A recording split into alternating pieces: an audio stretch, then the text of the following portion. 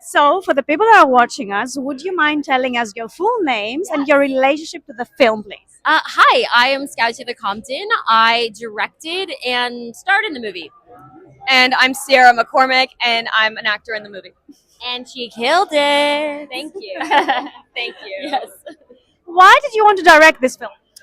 I've been doing horror movies since Halloween, since I was 17 years old, and I fell in love with the genre and everybody a part of it. Like, there's a massive family base behind it, and I do a lot of cons, and it's just really become a family unit. And now I'm obsessed with the genre, and I listen to fans and their complaints about other movies, and I was like, you know what? I think I could write something, and I think I could execute something that the fans will really love. So it's really, I wanted to do this movie for the fans. And what was the reason that you wanted to be in this movie? Well, I wanted to work with Scout, and I had a lot of other connections to just people in the movie, and so it's a lot of friends of friends or friends of mine, and I just knew it'd be a fun time, and the character's really fun, and some great kills, and I don't know, it just sounded like a lot of fun. It was. Could you tell us a little bit about your roles in the film? Yes, I am playing Andy, and Andy is getting married to Casey, who is being played by Danielle Harris. And we go into the middle of the desert at this random Airbnb slash chapel to get married with our small wedding crew, and then things go awry. And Andy's very just like really trying to make sure that everything's perfect for her soon to be wife. And I play. Yeah, what do I do? I play Betty, and I'm Casey's cousin, so I play Danielle's cousin. And I'm a little eye-rolly about the whole wedding and everything about it, but I'm a little suspicious of what's going down. But maybe I have reason to be, maybe I don't. I don't know. But that's my role in the thing.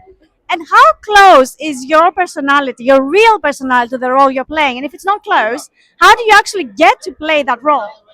It's interesting because I actually the script was my idea, so I kind of wrote Andy and Casey based off of Danielle and myself, and then we just had my friend Brandon write it.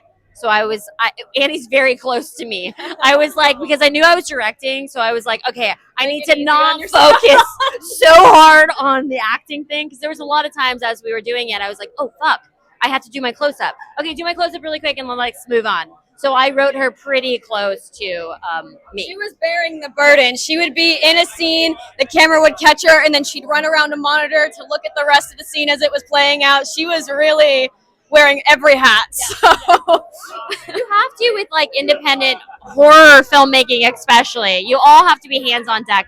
So that's why it was so important that we got people that really love the genre as much as we do and are like all hands on, and know what the fuck they're doing. Like, she's a pro. She's awesome. I know what the fuck I'm doing. Yeah. Sometimes. Right? And also the character isn't, I don't think that far from me either, honestly. So it was very familiar. It was very comfortable. That's good, at least, that you don't have to really struggle with it. You know what I mean? How hard was it to wear the different hats? It was super easy. I've been doing this since I was a kid, and I grew up. Like, I keep on saying, like, filmmaking is my first language. It is literally is the only language that I can speak clearly and fully. So it was pretty easy for me to balance. I think, playing different people my entire life for 30 years and finally stepping into the director's chair the past couple of years, I feel like I'm finding my voice and who I am for the first time. And I'm trying not to get emotional, but it is really emotional to like step into yourself for the first time in your life. It's like I'm having like a midlife, like, aha moment of like, wow, maybe this is what I was meant to do. So it felt very comfortable for me. What do you prefer, the acting side or the directing side? Right now I'm loving the directing side, and I knew that this was, so I did a movie, my first one that I directed was with Mickey Rourke, and I casted Danielle, and it was a role that I could have played. And when I was doing the movie and I was watching Danielle's performance, I didn't miss it. There was no like, oh man, I wish that was me. I was like so like in the zone. Like, I wanted her to do so great. I was like, so that's how I kind of knew. I was like, wow, I can actually step out of this and not be like super bummed that I'm not in a movie. but I'm loving working with actors and watching their performance. It's this new feeling that I'm feeling, and I'm just like I'm learning as well. So yeah, I'm just loving the process. And your perspective as an actor, I think, makes you a great director as well. So, Oh, thank you. no, I'm serious. And you certainly make it look easy. So, I'm like, there's so much shit going down here. I'm like, oh my god. yes. Yeah. How do you cast? Because if you're an actor and a director, do you cast differently? No, I think it makes it easier. It makes it. She's right. It makes it easier. Like, we've auditioned for so many things. We're actors. We know how to be characters. There's nothing that Sierra can't play. It's just, there's just a lot of people that won't give us the opportunity to play those things, and that's why I'm like, well, I will, because I know what you're capable of doing. But like, yeah, I think it's also coming from the acting world and knowing that that this is what we do. We can play characters. But this being a 12-day shoot, I had to make sure that I really, barely a 12-day shoot, girl. Barely. We barely got that 12-day, okay? But I had to make sure that I hired people that knew what they were doing and that I didn't have to like hold their hands the entire time. We were all all of our hands were on deck. Full speed ahead. Yes. In the boat, steering. Yeah, it was one of those. And they don't delay the process, obviously. Exactly. But it was fun. It was a good experience. What are you planning both to get out of this festival?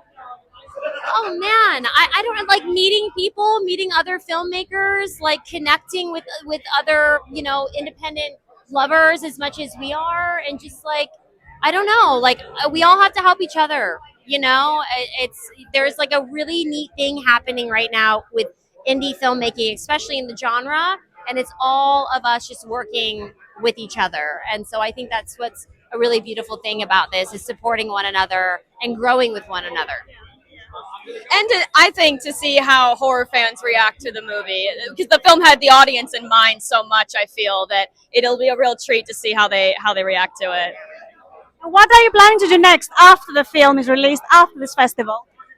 Just in life or like career or like Career. I just wrapped my first thing, my first feature that I wrote. So I just wrapped that as a director, and I've got like 4 more projects slated for next year, 2 that I wrote that I'm directing. So I've kind of like, I guess, put a break on acting for a bit, and now I'm just like directing for a second. That's what I'm doing right now. Well done. Yeah. I've got a couple projects coming out next year, and then I'm shooting a couple things the new year. So that's what I've got going on. Yeah, your kick-ass movie that just came out. Oh yes, my action movie. Yeah, everybody needs to go see that. What is it called? It's called Killing Mary Sue, and I'm Mary Sue. So Everybody go see it. thank you. Yeah. I can see you in an action movie, actually. Totally, yeah. Thank you. Yeah, Killing Mary Sue. I love it. Thank you so much for being with me. Thank you. Thank you.